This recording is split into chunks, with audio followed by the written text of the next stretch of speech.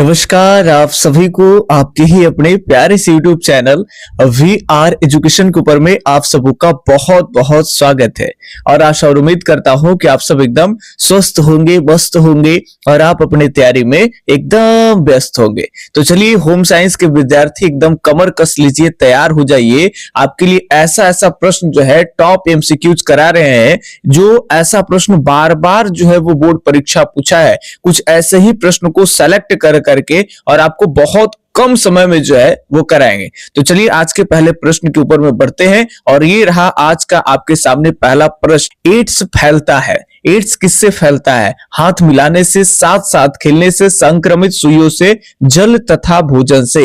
जैसा कि आप जानते हो कि होम साइंस में घर को मैनेज करना है ना, तो इसमें घर में बीमारी भी आपको जानना है, किसको कौन सा बीमारी होगा नहीं होगा। इसके अलावा में भोजन संबंधित बातें जानना होगा, किसको क्या पसंद नहीं है, किस भोजन से क्या मिलता है नहीं में, अलग अलग विटामिन वगैरह भी ये सब जानना होगा। कपड़े के बारे में, लोग कपड़े पहनेंगे तो कौन मोटे लोगों के लिए कैसा कपड़ा लेना चाहिए, पतले लोगों के लिए कैसा, तमाम तरह की बातें। कुछ पैसे बचते हैं तो उसको कहां गवर्नमेंट के किस स्कीम में जमा करें कि वो ज्यादा पैसा आपको मिले, तो सारा कुछ। तो ये घबराना नहीं है कि इस रोग से संबंधित है, ये सारी बातें आपको पढ़ने हैं, ठीक है। चलिए तो बाकी संक्रमण एड्स जो है वो फैलता है किससे? हाथ मिलाने से, साथ साथ खेलने से, संक्रमित सुइयों से, जल तथा भोजन से। तो संक्रमण जो है वो किससे फैलेगा? एड्स फैलेगा इसमें से। तो एड्स फैलेगा आपका संक्रमित सुइयों से।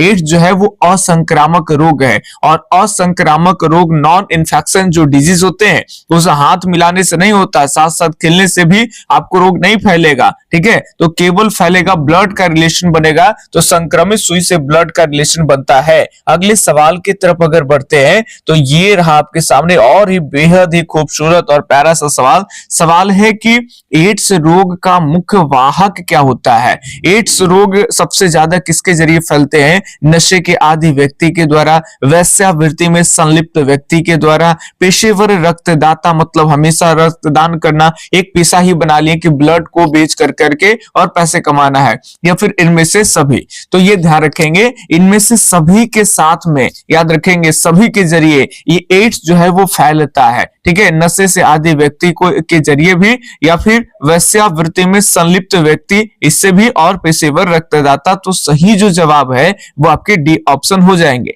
अगले सवाल देखते हैं। बहुत ही कम समय के अंदर में सारे के सारे आपको प्रश्न जो है एकदम टॉप लेवल का प्रश्न जो है वो कराएंगे, और अदर सब्जेक्ट का भी आपको इसी वीआर एजुकेशन के ऊपर में अदर सब्जेक्ट का भी आपको मिलना शुरू हो जाएगा, ठीक है। तो अब बताएंगे कि एक नवजात के लिए 24 घंटे के अंदर दिया जाने वाला कौन सा टीका नहीं है। तो 24 घंटे के अंदर बच्चों को कौन सा टीका इसमें से नहीं देते हैं? क्या बीसीजी नहीं देते हैं, ओपीबी जिसे ओरल पोलियो वैक्सीन कहते हैं ये नहीं देते हैं, या फिर डीपीटी नहीं देते हैं, या हेपेटाइटिस भी नहीं देते हैं?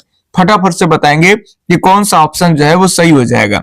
तो 3 का अगर ऑप्शन की अगर बात कर लेंगे तो सही जवाब कोई अगर बच्चा 24 घंटे के अंदर अगर जन्म लिया है तो 24 घंटे के अंदर उसे बीसीजी देना चाहिए। टीबी वगैरह ये सबसे बचेगा, ये आपका पोलियो वगैरह से रक्षा करता है, और ये इसका नाम ये ओरल पोलियो वैक्सीन, ये भी देना चाहिए। हेपेटाइटिस बी का भी टीका पड़ता है, परंतु डीपीटी का टीका जो है वो 24 घंटे के अंदर नहीं पड़ते हैं।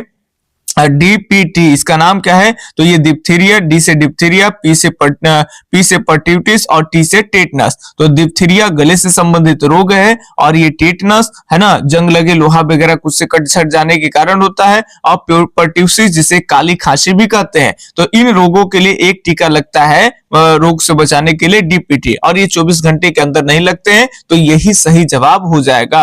अगले सवाल की तरफ बढ़ते हैं। तो ये रहा आपके सामने कुछ इस तरह का मजेदार और बढ़िया प्रश्न है। बताने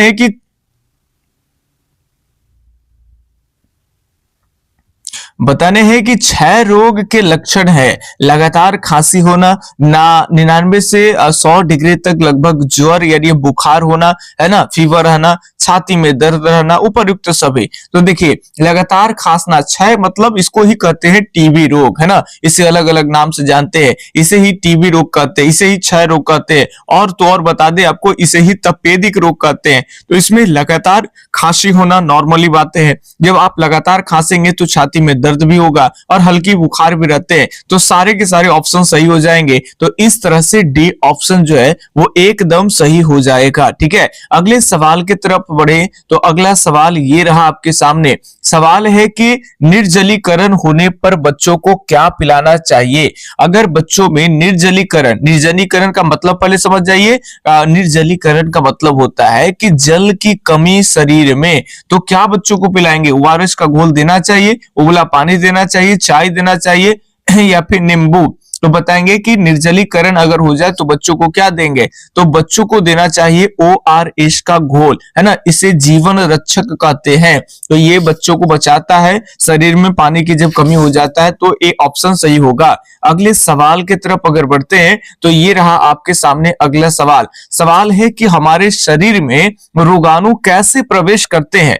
हवा द्वारा, पानी द्वारा, ए और बी दोनों हो सकता है, या फिर इनमें से कोई नहीं। फटाफट से आप सोचेंगे, तब तक कुछ बच्चों को हम जानकारी दे दे। यदि आप होम साइंस में कहीं भी पढ़ रहे हैं या कुछ भी नहीं पढ़ रहे हैं तो आप हमसे जुड़ करके होम साइंस का नोट्स मात्र आप 51 रुपए की राशि में होम साइंस का क्लास और नोट्स दोनों ले सकते हैं। ठीक है, मात्र और मात्र 51 में। कहां आपको जुड़ना है तो लिखिए मेरा नंबर 8825 और 37 और 6551। केवल होम साइंस नहीं, आपको हिस्ट्री चाहिए, ज्योग्राफी चाहिए, पॉलिटी चाहिए, इन सब सब्जेक्ट का नोट्स मात्र और मात्र केवल 51 रुपया में आपको वीडियो लेक्चर का क्लास और नोट्स दोनों मिल जाएंगे। ठीक है, चलिए अब बता दें, आप सब जानते हो कि रोगाणु फैलते कैसे है भाई? तो हवा के द्वारा भी फैलते, पानी के द्वारा। तो सही जवाब क्या हो जाएगा? सी ऑप्शन, ए और बी दोनों सही हो जाएगा। अगले सवाल देखें तो ये रहा आपके सामने कुछ इस तरह का अगला नेक्स्ट सवाल, बहुत ही बढ़िया है। अतिसार किससे फैलता है? तो सबसे पहले तो जानना होगा आपको कि अतिसार है क्या, है ना। बताएंगे विषाणु से फैलेगा, जीवाणु से, विब्रियो से, या फिर इनमें से कोई नहीं। फटाफट से बताएंगे कि किससे फैलेगा। तो ये अतिसार जो होता है, ध्यान रखेंगे, अतिसार डायरिया की तरह, जो डायरिया बोलते हैं उसी को अतिसार कहते हैं। इसमें आप देखते होंगे कि पेट में जो है वो रिंगटोन बजता है और आपको बंद कमरा में जाने का मन करता है, और जैसे ही बंद कमरा में जाते हैं थोड़ा रिलैक्स महसूस होता है, फिर बाहर आता है, फिर घंटी बजता है, फिर बंद कमरा में जाते हैं। और ऐसे बंद कमरा में जब आप जाते हैं तो ऐसा स्थिति होता है कि जहां मल कम और जल ज्यादा निकल जाता है। समझ रहे बात? तो जब जल ज्यादा निकल जाता है तो शरीर में पानी की कमी हो जाता है, डिहाइड्रेशन हो जाता है, जिसको डायरिया कहते हैं ना, उसे ही अतिसार कहते हैं। ये गंदे जल का सेवन, दूषित भोजन के कारण होता है। और ये किसके कारण होता है? तो ये जीवाणु के कारण होता है। तो सही जवाब जो है वो बी ऑप्शन। एक बात और कहे कि जिन विद्यार्थियों, आप लोगों में से किसी का अगर म्यूजिक हो, अगर संगीत हो, चाहते हो संगीत की तैयारी हम बहुत बढ़िया से बढ़िया कहे, और 12वीं के बाद ग्रेजुएशन कंप्लीट होते होते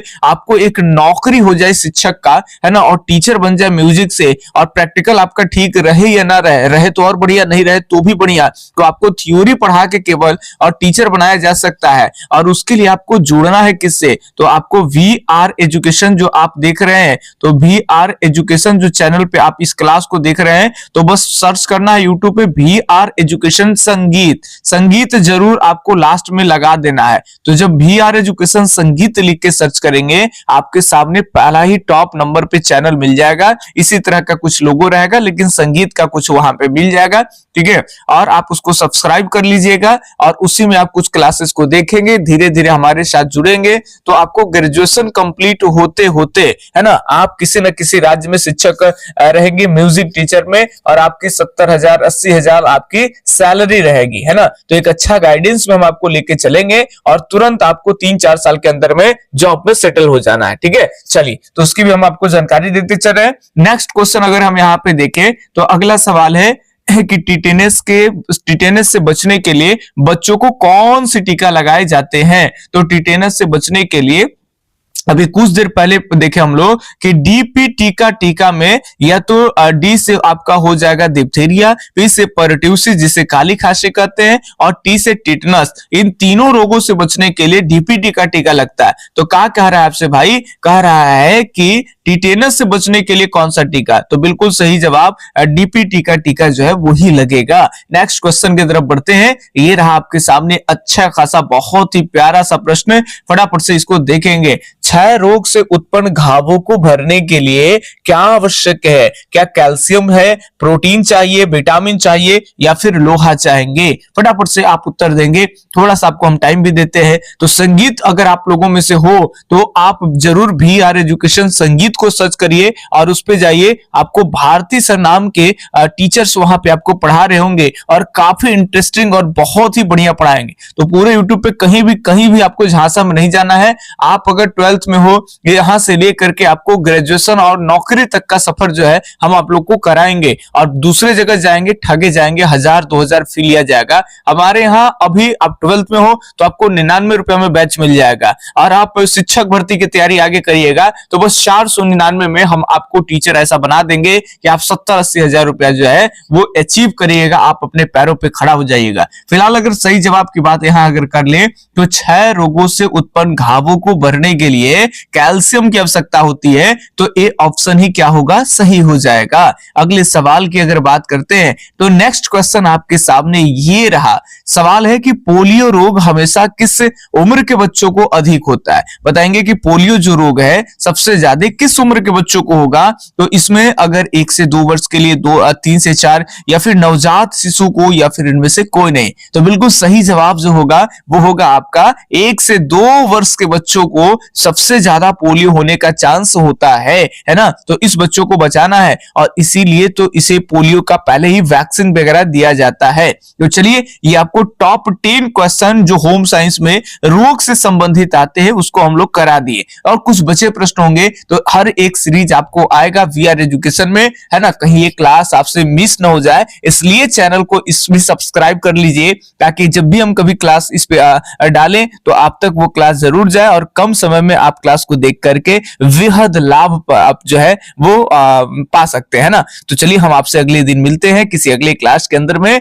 तब तक के लिए आप जरूर बताएंगे कि आप कौन से जिले से क्लास को देख रहे हैं और क्लास आपको कैसा लग रहा है, ये कमेंट करके जरूर बताएंगे और वीडियो को लाइक कर दीजिएगा। हम आपसे मिलते हैं आपके अगले टॉपिक्स को लेकर करके। तब तक के लिए धन्यवाद। जय हिंद, अल्लाह हाफिज, आपका दिन शुभ हो, राधे राधे।